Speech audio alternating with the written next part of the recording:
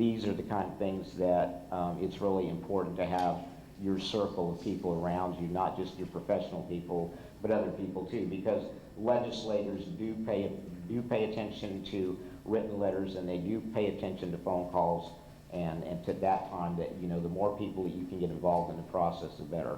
So there's links on the website for everything that's up here, basically. How we've got a specific link that will take you to a web page where all you have to do is enter your zip code, and then it'll automatically tell you who your legislator is for that, you know, for your area that you live in, and give you their contact information, phone numbers, and mailing addresses, and everything like that.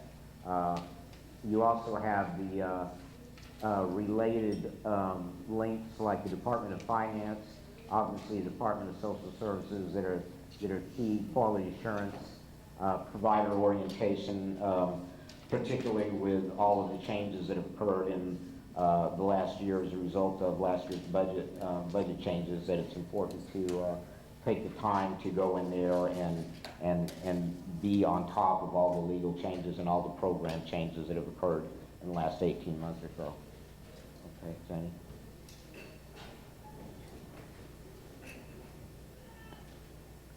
That's back to organizations again. Yeah, I think that. Did you go backwards or? Okay, again, these are all the links on John's website. If you go there, these are the links to the organization, so that you don't have to just go to his, and then it's easy to get to the others. Yeah, we try to, as I said, I spend a lot of time basically making this thing very content intensive, so that anything that you guys need, you guys are going to be able to obtain on the website. And the other thing is that if there's a question, and if you can't find it on the website, which is hard to imagine, but if there is a question that you have that's not being answered as far as home care or IHSS specifically, there's a contact link where you can contact me directly as webmaster, and what you can't find out on your own, I'll certainly be able to, you know, get one of our partner organizations to find out for you. And the head of CAPA, I refer to her as the Encyclopedia Kiesler-Tanaka, because she knows everything and everybody, and she's, you know, the best resource there is. So my buddy Karen, you know, knows everything that I don't. So she's a great resource for all of us to have.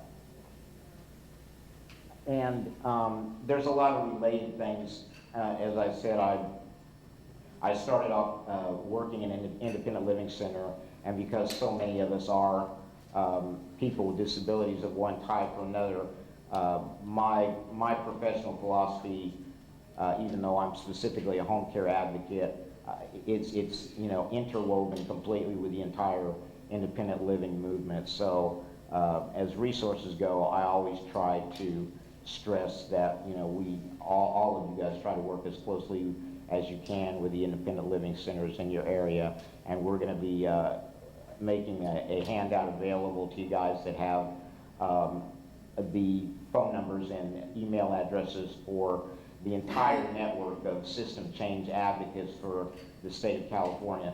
This was a great concept that California Foundation of Independent Living Centers came up with a few years ago, where every independent living center basically has what they call a systems change advocate. They're overseen at the state level, and their job is basically to reach out and deal with specific needs in the community and act as liaisons. So that handout will probably be a very valuable resource for you to have as far as contacts.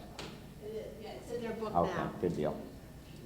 All right, and again, what I do as I go along in my daily, you know, perusal of you know, the web, is that I started off with this section, which is just basically other good resources. And as I've seen things that are either specific to home care or valuable on a broader disability-related basis, I basically just add things that I think that will be valuable for people that are visiting the psyches. And so some of the things that are up on the screen deal with like tenants together for, you know, housing advocacy, disability statistics, disability resource, the ADA page for Americans with Disabilities Act at the federal level for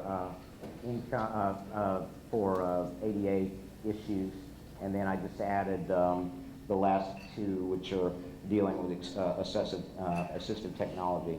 So the last portion in our links is just kind of a potpourri, but I think it gives you guys a good cross section of resources to work with. So, and let me see. Yeah, and I spent the last 3 or 4 days. I had amassed for my own self a couple of really thorough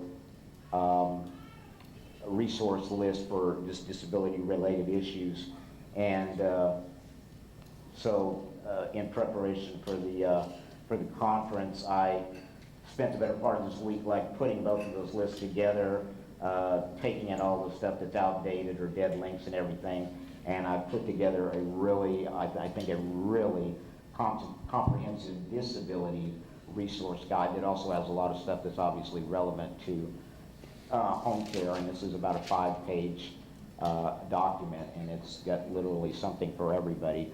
So we are going to make that available. I'll have that available on the IHSS Coalition website, hoping to get that up by no later than the end of next week. I merely have to convert it to a PDF format where I can upload it and then you guys can download it, and it would be, I think, a really valuable resource for you guys to have and share with your peers and in the disability community and any of the people that you're working with in the advisory committees. So I think that's it. Is there any questions any of you guys have of me or just about the coalition or the website or anything in general? I have a microphone here if anybody does have a question. Okay. I just wanted to say that I think that you would find if you go to the IHSS Coalition website, we could have given you a ton of other websites to go to, but I really think that if you just go to this one, that the links that are there will get you wherever you need to go. And I cannot stress that enough, that John has done such an incredible job with his website. I would like to say that I think the UDW website for me is really, really a good one too. Right. I've utilized that a lot. Right. Our current chair of the IHSS Coalition, Christine Loomis. Christine and I kind of live in parallel universes, and she's pretty much in front of her computer all day running the UDW website like I am for the IHSS Coalition website, and they also, as Jenny said, do have a really excellent and very content intensive website. So yeah, I would absolutely agree that that's also another good one to have. There's a lot of personal stories and a lot of other things that we don't necessarily have on ours that augment ours as well. So. And they also have, that one also has a really good discussion about IHSS history and right. on it, so that gives you a little bit of perspective in that arena too. CAPA also has a good website. They've just revamped theirs and are in the process of, and they cover, just like John does, the budget and the bills, the legislative bills that are coming up. So that's another, it's so nice to be able to go to one place and have everything right there where you don't have to fiddle-diddle around and search for stuff. You can spend hours and hours searching. If you don't have to search, you just save yourself so much time. And I want to take this opportunity to, one of my friends in Fresno, who's been a friend for a long time, who's the chair of the advisory committee for Fresno County, is Gary Williams. And about a year ago, Gary on his own put together a website called California Advocates. And really, Gary did this really specifically for the advisory committee statewide, and unfortunately, for whatever reason, I sent a mailer out on it when we first got it up last summer. We haven't really had as much participation as we'd like, and so in our links on the IHSS Coalition website, you'll see one that says California Advocates.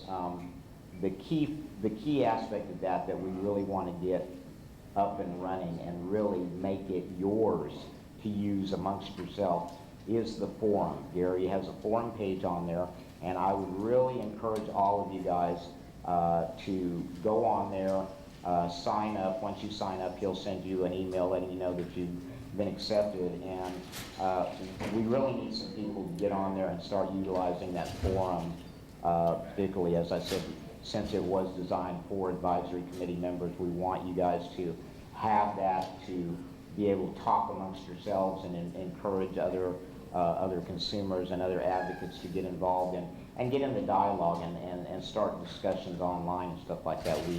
We also have one on the IHSS Coalition website that is severely underutilized. So I'm really hoping that after today that you guys will, when you get a chance, go home and piddle on your computers and start looking around and try to use that as a particular resource, in and of it for yourselves. I want, we both put those together for you guys to use, specifically. So I'm encouraging you guys to do that for all of those as well. Okay? Okay, Stormalisa had a question. Hi, my name is Melissa Palmaglis Lord, me as deaf and disabled and on IHS Advisory Committee and UC Davis Committee.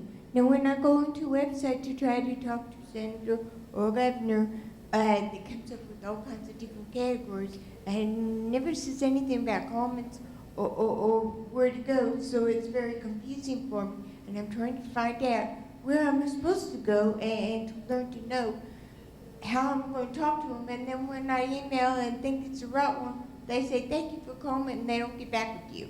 Now, the nice thing about our, our website, or my website, is the fact that at the bottom of the home page we have a questions and comments square right at the very bottom of the home page. You click on that square and you have an email address. Actually, you have two of them. You have one for me and you have one for Karen, who's director of CAPA.